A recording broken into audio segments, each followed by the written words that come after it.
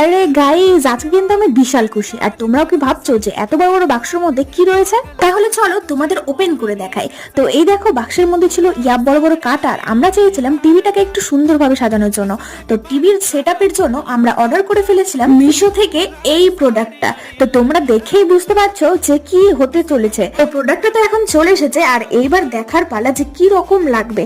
তো এখানে কাটা থেকে শুরু করে যা যা লাগবে সেট করার জন্য সবকিছুই দিয়েছিল। তো তোমরা কি এক্সাইটেড? 3, 2, 1! তো এইবার বলো তোমাদের কেমন লাগছে? আমাদের তো ভীষণই ভালো লাগছে।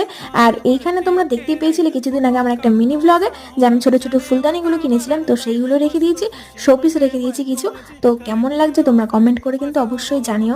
আমাদের তো ভীষণই ভালো লেগেছে। তবে একটা জিনিস তোমরা এই ছবিটা ভালো করে লক্ষ্য করো, পুরো 3 দিকে কিন্তু কাঠটা রয়েছে, কিন্তু কাঠটা খুব ছোট আসায় আমরা কিন্তু এইভাবে সেট করতে পেরেছি।